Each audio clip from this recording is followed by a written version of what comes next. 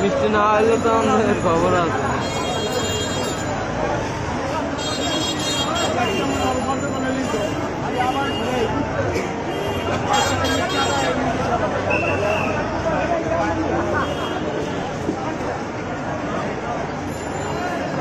বর বললাম